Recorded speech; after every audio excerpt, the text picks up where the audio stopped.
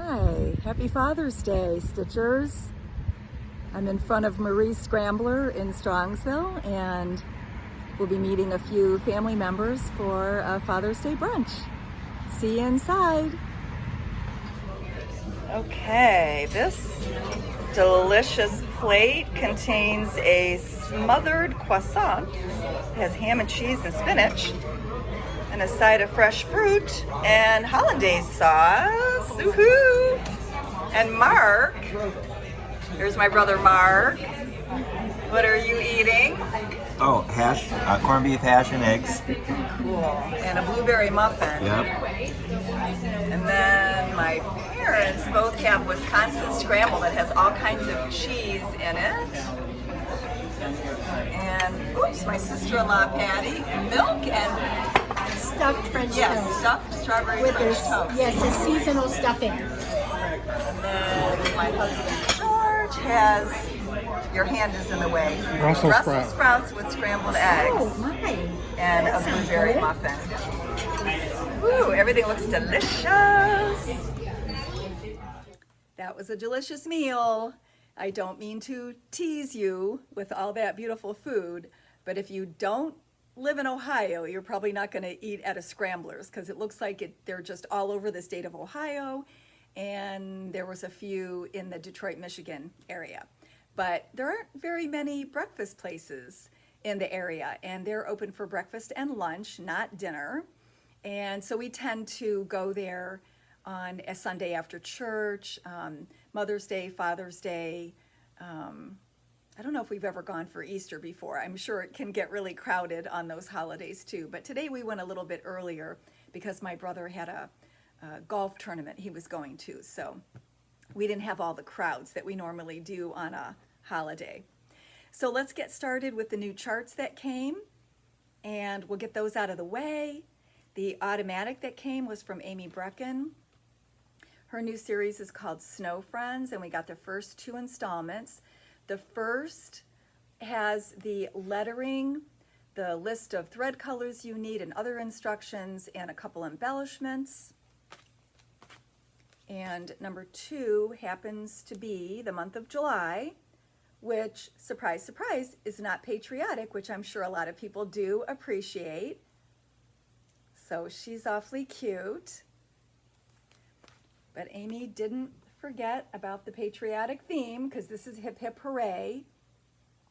And this was done with Classic Colorworks fibers on Weeks Dye Works 30 count tin roof linen. The Snow Friends was done on 20 count tin roof, but most of my people work on 14 or 28 count. And all of her charts were 10. Then Country Cottage Needleworks had a series in 2007 called Cottage Garden, and each of these individual flower and house designs came out kind of as a free chart or really inexpensive chart that included full skeins of the Classic Colorworks threads. So they've re-released this into one packet without the thread. And does that say $16.50? Yes, it does. All right, and then Lindy Stitches had a few new ones, but this is the only one that came in. It's called Tread Softly, and as you know, she always has the loveliest verses on her patterns. And that was 12. Little House Needleworks had part 3 of their Fall is in the Air series, and most of their charts are $8.50. And let me show you again what number 1 looked like and number 2. And then on the back it shows what it might look like if you put them all together on one piece of fabric, or you could put just the houses together and do something else with the words. But I'm going to give a set of these away as the giveaway today. So I want you to tell me what your favorite thing is about fall. I know we've done that, I think it was 2 years ago, but there's always new viewers, so it might be fun to see what other people have to say. So again, you'll get all 3 of these and just tell me. And if you don't like fall, you can tell me that too. All right. Scattered Seed Samplers has Act of Kindness Pin Keep for 12. And then Tra La La has 4th of July. You know our foreign designers love to do patriotic for us. And this is 14. Let me give you a closer look at that. And then she has Petit Cochon, the little pigs. Then Prairie Schooler had 3 reprints recently. The first one is Prairie Fairies. And the top 4 were originally published in, I think it was it 1994?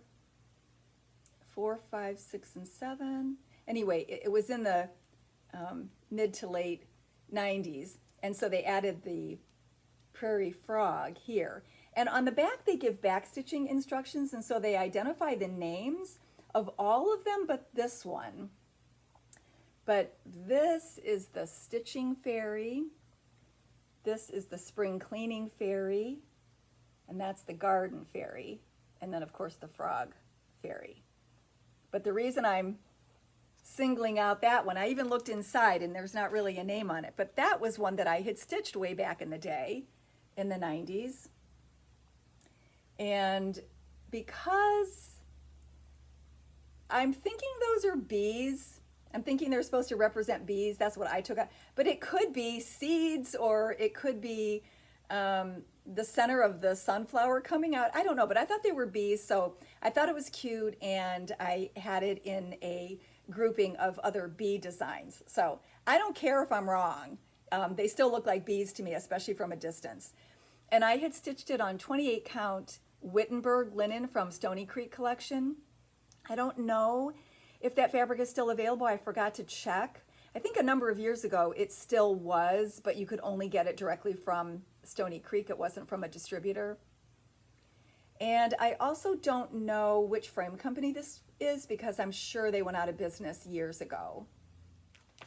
Then they had Rabbit Run, and you could do so many things with just the individual motifs. They're just so cute. And the last one was Welcome Spring, which has a lot of farm animals on it. I think my favorite are the sheep. But then again, look at the little piglet. And he's got some attitude, doesn't he? They're just so cute. I like the wreath too, that's really interesting. Then Primrose Cottage Stitches had a few new ones. This is Welcome Summer. And All American. And the last one is Patriotic Picnic. All right, so let's get all this out of the way, and then I have some fabric to show you. So I had this yard of fabric come in a while ago, and it was the only one that came out of the series of linens that I had ordered at the time, and so I didn't show it, but I have a reason why I'm showing it now. So this is Green Sapphire. It came in 28 Cashel. I don't know how they decide when they bring out a new color. I don't know what makes them pick one count over another, or only Ada, or only a certain count linen, or only Lugana. So I don't know, but it's, to my knowledge, it's only available in 28 right now. And I matched it up to DMC 928 and 3813. It's kind of in between. It's lighter, like the bottom color, but the color family is more like the top color. And I'm gonna hold it back here because I think you can see the color green a little bit better. Then it kind of washes out when I put it up close to the screen. But anyway, I've been adding free charts to the mail orders, and the other day I was, putting some in packages, and I noticed that this free chart that we had gotten at Needlework Expo called for 28 count green sapphire cashel. And I'm like, holy cow, I have it.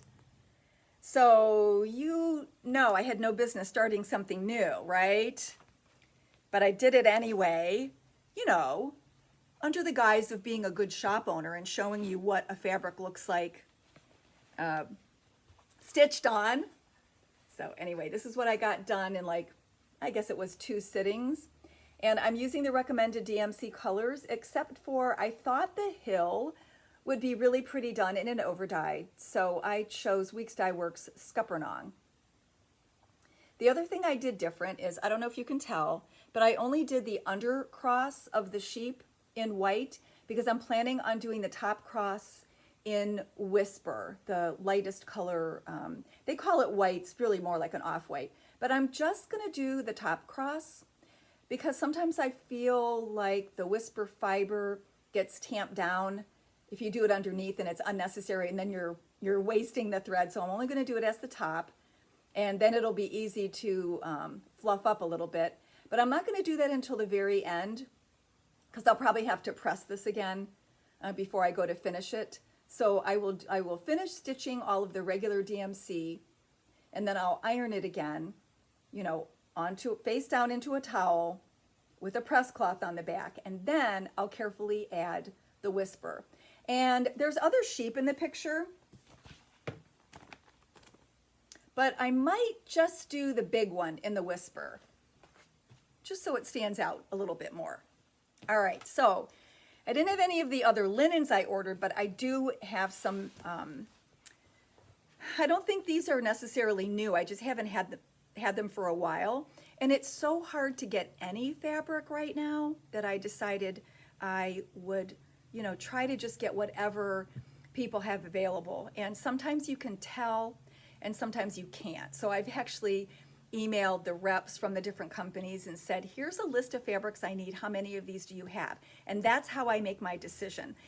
Some days I don't even care what I get. I just want some darn fabric. So I had shown you Bo Peep Pink before. It's about DMC 818. That it was in 14 the first time I showed it to you, and I got it in 16. And this is a really pretty pink that could be used for spring things or Easter, Valentine's Day, baby designs. And there's a companion color called Little Boy Blue.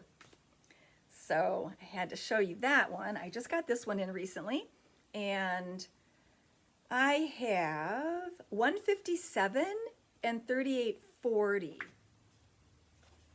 Again, it's more the tone of the lighter color, but the color family looks more like the darker color. So I know it's hard to tell, but that's really pretty. And then I wondered when it came in, I couldn't remember how close it was to the Vintage Whisper from, I guess it's called Vintage Blue Whisper from Zweigart, which is solid on one side and stamped on the other, but it's different enough.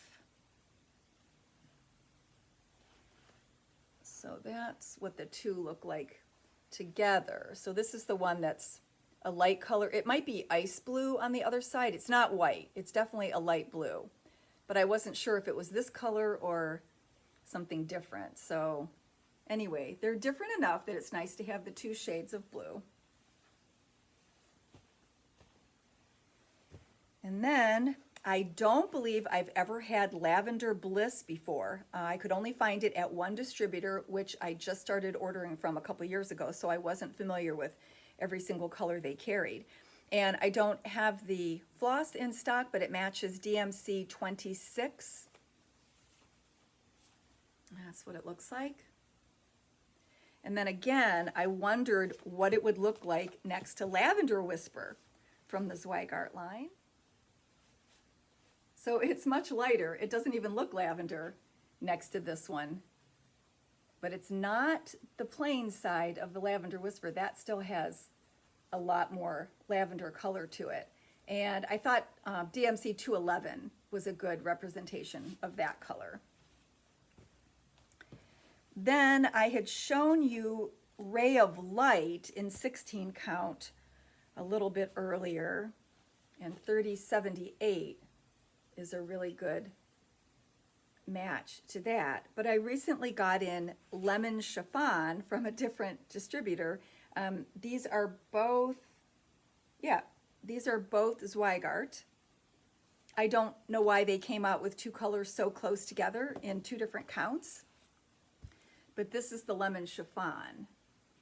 And they look identical from here, but in person, the 16 count is just a smidge darker. And some of these colors are available in 14 and 16, and sometimes they're only available in 16. So it gets really confusing. I can order both if a customer really has a fabric preference, but if I look and see that it's only available in one count, then I definitely get other colors in the other count so that I have a wider choice for people. Did that make sense? Alrighty. Then I wanted to just read you some comments from the labeling the back of your frame video. So the very first comment I got was from Mary Rowland. She commented on my share to Facebook. And she said, I use the pre-printed address labels that come in the mail. Well, you know what happens to those. And I do, because she's one of our local stitchers that loans us pieces. And every once in a while, we'll find a dried up address label on the floor. So I guess if you're going to use those, you might have to put a piece of the like packing tape over it to keep that secure. Vicky Profent says, I always stitch my initials and year on my projects on the bottom right or left. And if it's a gift, I write a personal message on the back of the framed piece. Vicky, I give you a lot of credit for doing that. I was just thinking that I would love to have something like that with my grandmother's handwriting on the back, or my aunts and uncles, or my parents, or anybody. But for me to do it for somebody, I would be, no, the ink's gonna blot and the magic marker's gonna be too thick and I'm gonna spell something wrong and it's gonna be sloppy. And so I never want to do it myself. So I'm probably one of those people that are better off using a label. And don't you know, I'll probably waste one or two because I don't like the way it looks like either. Or I'll have to practice on plain paper first. Phyllis Lundy said, I have not added info to the back of my framed pieces, but I think it's a great idea. A lot of people said that. My mom has a large piece I stitched for her several years ago, and she has an envelope taped to the back with my name on it so that when she's gone, it will come back to me. And that reminded me of a situation with my husband's family a number of years ago. I had done a beautiful 50th wedding anniversary piece, one of the biggest pieces I had ever stitched, but I thought 50th anniversary, I think it was 50, it might have been 60, but I thought that was a really special accomplishment, and I spent some money framing it with, I think, suede mats, and I think it had cutouts around it, and anyway, it was really, really special. Well, I'm sure I put my initials and year in the piece, but I did not write anything on the back.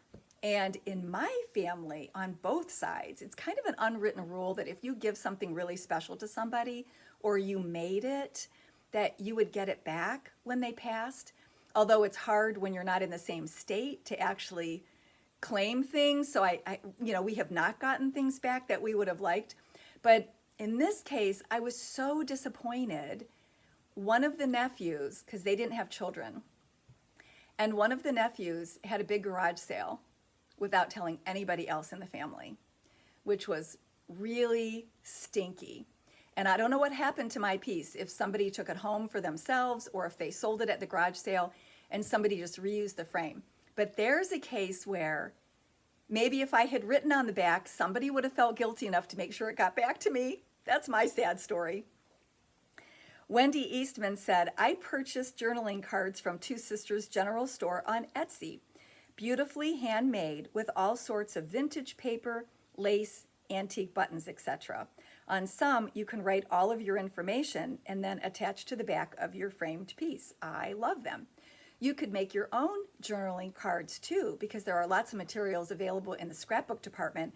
They even have labels that already have lines on them, like fancy lined index cards that are specifically for scrapbooking.